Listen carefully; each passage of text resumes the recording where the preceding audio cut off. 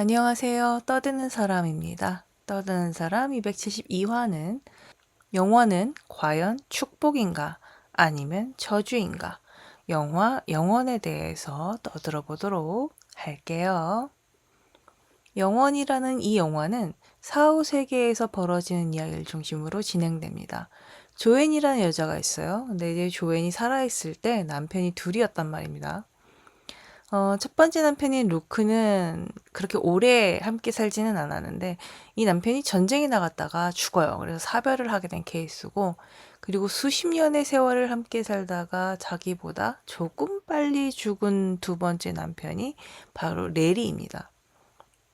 이렇게 조앤, 루크, 레리 세 명의 사람이 이제 영원의 세계에서 과연 조앤과 함께 누가 살 것인가, 절대절명의 문제를 두고 고민을 하게 됩니다. 근데 이런 설정에 앞서서 저는 좀 그랬던 게, 한번 살아봤던 사람인데 여기서까지 같이 살아야 될까? 그것도 영원을 살아야 할까?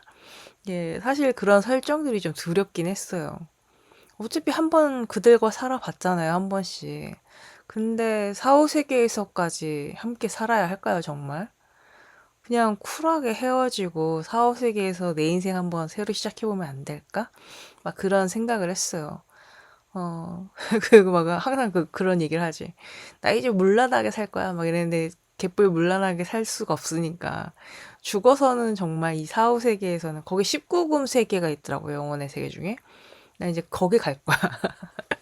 예, 뭐 아무튼 그런 생각들을 막 하면서 영화를 봤는데, 이 영화 만든 사람도 사람들이 그렇게 생각할 거를 미리 예상을 했는지, 이 영화에서는 조앤을 두고 경쟁을 하는 두 남자를 좀 평범하게 그려놓지는 않았습니다. 두 남자 모두 일단 조앤을 너무너무 사랑해요. 막 조앤 없이는 못 살아, 정말 못 살아 할 정도로 정말 다 그녀를 원하고 사랑을 하고 있습니다. 근데 이러면은 이제 조앤 입장에서는 좀 싫을 법한 게 있을 만도 한데 전혀 그렇지가 않아요. 이 둘은 둘 다 뭐 외적으로도 괜찮은 편이고, 심지어 한 명은 잘생겼다라는 말을 달고 살 정도로 외모가 괜찮으니까. 게다가 둘 다 폭력적이지도 않고요. 불안정한 케이스도 아닙니다. 그리고 위협적이라거나 뭐 혐오적인 것도 없었고, 그래서 조앤 입장에는 그들과 관련해서 어떤 트라우마도 없었어요. 이 정도 되면은 사실은 유니콘 계열이라고도 할 수 있는 거잖아요. 그래서 어떻게 유니콘이 둘이나 있을 수 있지, 한 여자에게? 이런 생각을 하니까 정말 더할 나위 없는 사랑의 형태를 가진 두 사람을 두고 서로 저울질을 해야 하는 조앤의 입장은 좀 복에 겨운 상황이 아닐까? 그런 생각을 했습니다. 물론 조앤 입장에서는 당사자에겐 괴로운 선택의 기로였겠지만, 사실은 그 괴로움이라는 게 불행 때문에 생긴 게 아니라 이 두 사람을 두고 자신이 갖고 있는 감정의 밀도 때문에 괴로운 걸 거잖아요. 그럼 복인 거지. 정말 복에 겨운 고민인 거죠. 그럼 둘 다 좋은 사람인데 어떻게 한 명을 고르느냐? 이렇게 고민을 하게 되는 순간이 오는데, 영화는 그런 순간을 위해서 이 영화에 한 가지 설정을 걸어뒀습니다. 바로 죽은 뒤에 이제 중간 세계, 어떤 영혼의 세계로 갈 것인가 정하기 전에 이제 뭔가 기차역처럼 플랫폼이 있는데, 그 중간 세계에 도착했을 때의 모습을 기준으로 하고 있어요. 왜냐면 그 중간 세계에 도착했을 때의 모습은 살아있을 때 가장 행복했던 시절의 모습을 갖고 있거든요. 그러니까 뭐 가장 젊었을 때, 가장 예뻤을 때, 가장 성공했을 때, 가장 어찌저찌 했을 때, 이런 거 부차적인 거 다 없고 그냥 딱 하나 꼬집어서 가장 행복했던 시절의 모습이라고 못을 박아놨습니다. 그 때문에 레리는 조앤이 자신과 함께 했을 때의 모습이 아니라 루크와 함께 했을 때의 모습으로 나타났기 때문에, 어, 우리 조앤이 내가 아니라 루크랑 함께 했을 때 가장 행복했구나 라고 생각을 하게 된 거예요. 그러면서 덥석, 아, 그러면 루크를 나보다 더 사랑하겠구나 라고 생각을 하게 된 거죠. 그럼 난 우리 조앤이를 사랑하니까 우리 조앤이는 루크랑 살아. 나는 빠질게. 이렇게 된 거예요. 근데 생각을 해보면 가장 행복했던 시절에 함께한 사람이 정말 가장 사랑했던 사람인 건 맞는 걸까요? 저는 아니라고 생각해요. 그러니까 가장 행복했던 순간이잖아요. 근데 이 가장 행복했던 순간은 한 명의 사람으로 만들어지는 건 아닌 걸 거예요. 근데도 이 가장 행복했던 순간을 사랑의 증거처럼 기억하게 됩니다. 근데 이 행복의 정점과 사랑의 깊이가 반드시 일치하는 건 정말 아니거든요. 이 두 사람을 좀 비교를 해보면 루크는 짧고 강렬했던 사랑이에요. 이른바 첫사랑 같은 개념이고 근데 짧게 끝났잖아요. 강렬했던 어쨌든지 간에. 근데 짧게 끝난 사랑이다 보니 그만큼 못 해본 게 많다. 못 해본 거에 대한 아쉬움이 미련으로 많이 남을 수밖에 없는 케이스인 거죠. 게다가 루크는 뭐 싸워서 헤어진 게 아니라 전쟁에 나가서 이별할 틈도 없이 그냥 죽어버렸기 때문에 둘이 싫어서 헤어진 것도 아니고 사랑의 감정이 있을 때 억지로 헤어진 거기 때문에 더욱더 그 사랑에 대한 미련, 아쉬움은 많았을 겁니다. 그러다 보니까 그 사랑은 보정되기가 정말 쉬웠을 거예요. 곱씹을수록 미화됐을 겁니다. 게다가 이 루크와의 그 기간이, 함께했던 기간이 길지 않았기 때문에 서로 갈등 쌓일 일이 그렇게 많지도 않았을 거예요. 그리고 나이를 감안해 봤을 때 본인도 나이가 더 젊었을 때였기 때문에 더 젊고 아름답고 뭐 아무거나 이제 막 깨발랄하게 있을 만한 그런 나이였을 거니까 개인적으로도 자기 자신이 가장 빛났던 시절이었을 수 있잖아요. 근데 그런 때에 멈춰 있다 보니까 루크와의 사랑이 더 아름답게만 기억되는 걸 거예요. 네, 반대로 레리 같은 경우에는 일단 루크랑 사별을 하고 나서 만나게 된 남자입니다. 그래서 그 남자와 결혼을 해서 수십 년간의 세월을 함께 해요. 근데 그렇게 수십 년간의 세월일 정도면, 이거는 그냥 서로가 인생의 디폴트 값이었을 거잖아요. 반복되는 일상 속에서 뭐 여러 가지의 경험을 많이 함께 공유를 했을 거고, 그 사이사이에 사소한 다툼도 많았을 거고, 다퉜을 때 뭐 화해하고 그 화해하면서 서로 하게 되는 이해관계, 뭐 그런 과정들을 많이 거쳤을 거잖아요. 그러니까 서로 간에 신뢰도 있겠지만 그만큼의 데이터가 쌓였을 겁니다. 게다가 이들은 아이도 낳고 그 아이를 키우면서 공유된 역사가 있을 거잖아요. 근데 그 공유된 역사가 그냥 자기 자신의 인생 타임라인과 같을 겁니다. 왜냐면 둘은 함께 그렇게 오랜 세월을 살았으니까요. 그렇기 때문에 너무나 현실의 현실이라 미화될래야 미화될 건덕지가 없었을 거예요. 물론 과거에 뭐 일부 뭐 요런저런 것들은 미화됐을 수는 있겠지만 이 사람 자체는 미화될 수가 없었을 겁니다. 현재 진행형의 사람이었으니까요.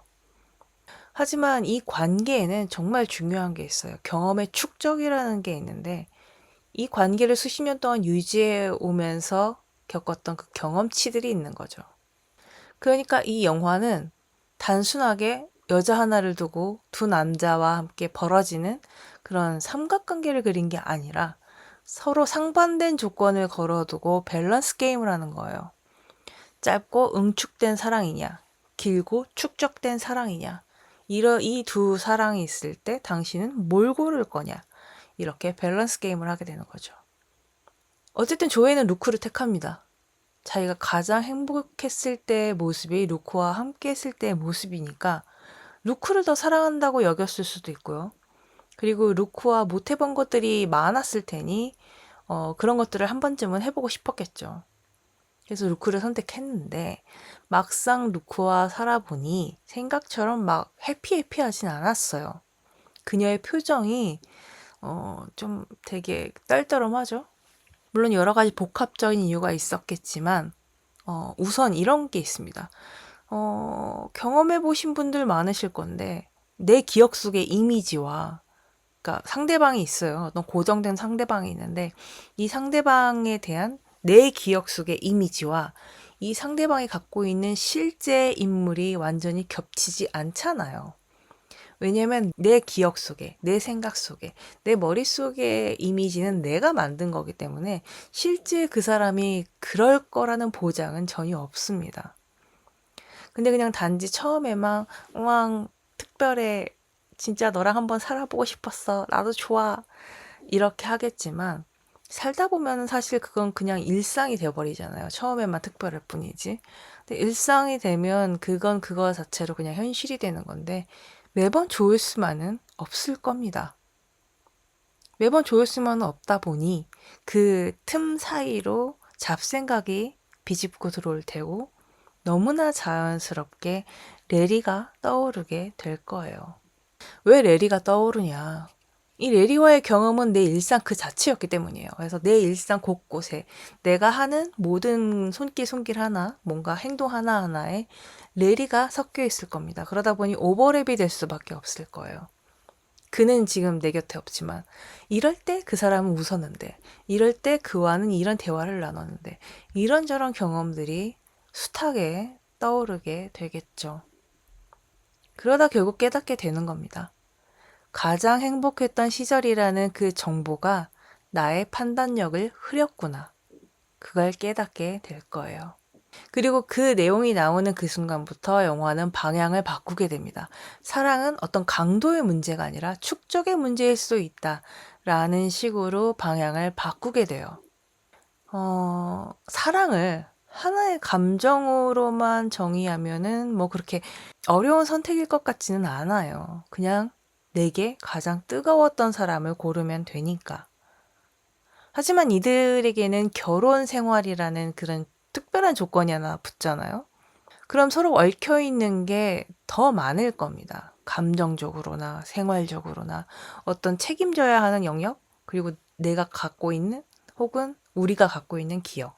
그 밖에 여러 공유된 것들, 이렇게 여러 층위가 얽힌 구조가 되면 그 사랑의 모습은 연애할 때와는 확실히 달라 보일 거예요. 바뀌었을 거예요.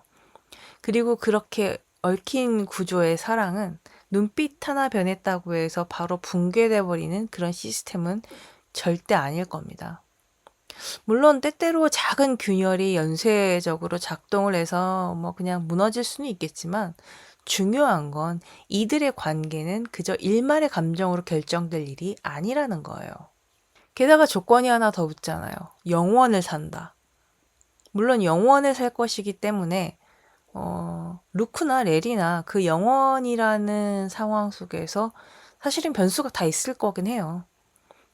물론 그 변수는 다 생기겠지만 실제 삶을 가장 다양하게 많이 공유했던 건 레리였기 때문에 각종 데이터로 인해 매뉴얼이 어느 정도는 갇혀 있을 겁니다. 근데 루크는 아까 얘기한 것처럼 내 기억 속에서만 완성되어 있는 존재다 보니까 사실 실제로 마주하는 루크는 내 미지의 영역일 거란 말이에요. 근데 이제 거기에 영혼을 걸기에는 상대적으로 안정적이지는 못한 거죠. 왜냐면 뭔가 검증된 게 없으니까. 지금 이렇게까지 얘기를 하고 보니까 뭐 그렇게 계산적으로 나올 일이냐? 너는 낭만도 없냐? 심장 없냐? 막 이러실지도 모르겠지만 사실 제가 조연이라면 저는 둘 다 택하지 않고 새롭게 모든 걸 다시 시작하면 살 거예요. 아까 말씀드린 것처럼. 근데 어쨌든 영화에서는 둘 중 하나를 골라야만 하는 상황이잖아요. 그렇다면 저는 증명된 쪽, 데이터가 많은 쪽을 택하고 싶습니다. 그래야 뭔가, 아니, 그니까, 나 이미 죽었잖아요. 그리고 영원을 살아야 되잖아요. 근데 이제 거기에 쓸데없이 에너지를 낭비하고 싶지 않아요. 그게 삶이 유한하다. 그러니까 내가 언제 죽을지 모르지만 유한하다는 그 전제 때문에 야, 그래, 그럼 한 번쯤 뭐 참아보지, 막 이런 게 있단 말이에요. 근데 내가 지금 영원을 살게 될 건데, 그 영원을 내가 이 사람에게 계속 이렇게 에너지를 써야 된다면, 난 진짜 견딜 수 없을 것 같은 건 거지. 다시 영화로 돌아오면, 루크 같은 경우에는 이미 지금까지 그 루크에 대한 거가 학습이 돼 있잖아요. 그러니까 지금까지 이제 루크랑 사별했기 때문에 루크에 대한 기억이 드문드문 떠오르면 이제 그리워하게 될 거잖아요. 어쨌든 죽은 사람이니까. 그래서 그렇게 생각이 어쩌다 나면 한 번쯤 떠올려서 그리워하고 다시 내 마음에 묻고 이제 그렇게 했을 텐데 그런 형태의 그리움이나 활동은 수십 년 동안 반복해 왔으면은 익숙해질 만큼 익숙해졌다라고 생각을 해요. 근데 레리는 어떨까요? 레리는 정말 수십 년의 세월을 그리고 내가 죽기 좀 얼마 전까지도 함께 했던 사람인데 그게 쉽게 잊혀질 리가 없잖아요. 사이도 그렇게 좋아하는데 정말 아싸리 그냥 내 기억을 그냥 초기화시켜버리면 몰라도 물론 조앤에게는 나를 기다려준 세월에 대한 미안함과 나와 오랜 세월을 함께한 관계에 대한 책임감 때문에 선택이 쉽진 않았을 거예요. 근데 그럴수록 철저하게 자기 입장을 생각해야죠. 내가 먼저 그 생각을 정리해야 뒤따라오는 게 있을 거잖아요. 근데 영화 속 내용으로만 보면은 조에는 어느 누구를 택하지 않고 뭐 제3자와 떠나던가 그냥 혼자 떠나던가 하더라도 결국 레리 생각을 하게 될 거고 후반부 선택을 똑같이 했을 거라고 생각합니다. 그리고 거기서도 이제 세 명이 같이 사는 얘기가 언급됐잖아요. 셋이 함께 사는 게 언급되긴 하는데 셋이 같이 같은 세상에 가서 같은 영혼의 세상에 가서 셋이 같이 살았다고 해도 우리의 주인공들은 그렇게 멀티가 능하지 않은 것 같아요. 내가 다자간의 연애는 못할 것 같으니 결국 한 명이 따돌려지게 될 겁니다. 그게 루크든 레리든. 근데 그러고 보면 이 영화는 뭔가 수십 년을 기다린 사랑이라거나 내게 헌신적인 사랑이라거나 죽음 후에도 이어지는 사랑, 뭐 영원을 향해 가는 사랑, 뭔가 굉장히 보이는 워딩들을 사용하고 있기 때문에 이 영화가 운명적인 사랑을 다루는 것 같아 보입니다. 하지만 결국 이 영화는 운명적인 사랑을 다루지 않아요. 보통의 사랑을 다루고 있습니다. 정말 보통의 사랑을 다루고 있어요. 영웅적인 사랑이나 신화적인 로맨스를 찬양하지도 않습니다. 그냥 반복되는 일상 속에서 만들어진 그런 관계, 그런 사랑, 그런 것들을 이야기하고 있어요. 그러니까 다시 얘기하면 이 영화 속에서 선택의 핵심은 어떤 특정 감정이 아니라 기억에 있습니다. 우리가 함께 해온 기억들이 쌓여서 만들어진 그 얇지 않은 기억들의 층 위에 사랑이 있다고 보는 거예요, 이 영화는. 근데 생각해 보세요. 내 기억이 없어. 그들에게 기억이 없어. 그럼 그 선택이 무슨 의미가 있겠어요? 그건 진짜 그냥 외적으로 끌리거나 그냥 새로운 그 둘이 아닌 그냥 새로운 사람을 만나. 그래서 쿨하게 스루하면 될 뿐인 건데 그 사랑은 축적된 시간과 맥락 위에 있기 때문에 그게 모든 변수를 이기는 거거든요. 그래서 이 영원이라는 이 영화는 사랑을 감정이 아니라 기억에서 소환을 합니다. 물론 이터널 선샤인처럼 기억이 몽땅 사라졌지만 나는 너밖에 없어. 최수종이 결국 하이라를 찾아갈 것처럼 뭐 그런 경우도 있겠지만 적어도 이 영화에서는 기억을 더 중요시하고 있어요. 그렇기 때문에 영원한 사랑? 그런 거에 대한 판타지를 심어주지 않습니다. 그런 건 그냥 인간들이 원하는 신화 같은 거지. 사실상 뭐 살아내지 않으면 알 수 없는 게 영원이라는 부분이잖아요. 그리고 사실 살아낸다고 그게 영원인지 아닌지 알 수도 없고요. 아까 말씀드린 것처럼 인간은 살아있는 동안에도 언젠가 죽을 거란 걸 알지만 그게 언제인지 모르니까 그냥 마냥 영원인 것처럼 굴잖아요. 그런 점에서 보면은 이 영원의 세계들이나 아니면 살아있는 인간이 살고 있는 이승이나 다를 게 없다고 보거든요. 물론 뭐 삶의 무게 정도는 다를 수 있겠지만 결국 살아내다 보면은 이쪽이든 저쪽이든 그냥 일상인 거잖아요. 영원이든 아니든. 내게는 과거와 지금 이 순간밖에 없기 때문에 영원히 내가 살아있으면 지금이 계속되면 영원인 거지. 결국 영원이라는 개념을 경험해 본 적이 없으니까 그걸 이상화하거나 낭만화하기가 쉬운데 근데 결국 제일 중요한 걸 간과하고 있어요. 세계가 영원하면 뭐예요? 인간의 수명이 영원하면 뭐예요? 인간 자체는 그렇지가 않은 걸. 그러니까 인간의 생각이나 감정이나 표현은 영원하지가 않을 거잖아요. 상대가 변하는 것도 문제겠지만 내가 변하는 거는 어쩔 건데요. 이 영화의 결말은 이 영화가 영원이라는 것에 대해 그리고 사랑이라는 것에 대해 어떤 태도를 갖고 있는지 분명히 합니다. 조앤과 레리가 터널을 통과해서 도착하는 곳은 뭐 막 빛이 엄청 찬란하게 빛나고 컬러풀한 그런 아름다운 그야말로 천국 같은 그런 곳이 아니었어요. 그냥 자신들이 살던 동네를 닮은 평범한 주택가가 있는 그런 곳이었습니다. 그러니까 이들에게 영원은 초월이나 특별한 보상이 아니라 결국 또 다른 일상이었던 거죠. 우리의 주인공들은 그걸 깨닫고 있었고요. 그래서 빛과 구원 대신에 집과 안정을 선택했던 건 거죠. 영원히 널 사랑해. 이렇게 로맨틱하게 내뱉는 그 말에서 담겨있는 그 영원이라는 그 단어는 미래에 있습니다. 앞으로 계속될 것이라는 약속과 같은 말이기 때문에 그 영원은 미래에 있는데 이 영화에서는 그 영원이란 단어를 과거와 현재로 끌고 내려옵니다. 아까 영원의 세계가 존재해도 인간의 감정은 영원하지 않을 거라고 말씀을 드렸는데 그렇다면 영원한 사랑이라는 거는 감정의 고정값이 될 수 없는 거잖아요. 감정은 영원하지 않으니까. 그렇기 때문에 남아있는 거는 우리가 함께 살아낸 그런 시간입니다. 그래서 살아낸 시간을 통해서 쌓였을 그 밀도를 바탕으로 그 영원한 사랑이 고정되는 건 거죠. 이미 충분히 농도 짙게 존재했던 그 시간이나 이미 충분히 깊게 엮여 있던 그 관계에서 영원히 존재할 수 있다는 거죠, 이 영화는. 근데 저는 아무리 생각해도 이 영화는 정말 그냥 이미 지옥인 것 같아요. 사실 저는 종종 생각하거든요. 지금 내가 살고 있는 이 현생 자체도 이미 지옥이 아닐까? 지옥의 형벌이지 않을까? 그런 생각을 하면서 살고 있는데, 그래도 나름, 그래, 뭐 언젠간 죽을 거니까, 유한한 삶이니까 그때까지 버텨보자. 이제 이런 거 하나 믿고 가는 거거든요. 근데 밑도 끝도 없이 그냥 영원하다고요? 와닿지도 않는 forever? 근데 아무리 생각해도 영원을 살게 된다는 것 자체가 정말 소름 끼치는데 거기에 심지어 누군가 한 명과만 살아야 된다고요? 아, 저는 받아들일 수 없습니다. 근데 이거 한 명과 살아도 사실 살다가 헤어질 수 있을 거잖아요. 이 세계는 안 되는 건가? 다른 사람 만나면 안 되는 건가? 아무튼 뭐 그 부분은 제가 알 수 없지만 어쨌든 영원은 지옥 그 자체인 것 같습니다. 벌써 전 이제 죽고 나서 이 영원의 세계를 선택하는 그 과정이 정말 벌써부터 너무 피곤하네요.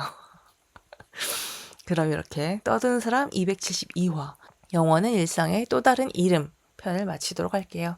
다음 273화에서는 어떤 이야기로 떠들지 기대해 주시고요. 영화나 드라마에 대해 하고 싶은 이야기, 듣고 싶은 이야기, 대신 봐줬으면 하는 작품들에 대해서는 이메일 sayloveyou sayloveu 골뱅이 gmail.com이나 팟빵, 애플 팟캐스트, 스포티파이, 유튜브, 인스타에 떠든 사람 채널에 남겨주세요. 그럼 273화에서 만날게요. 안녕!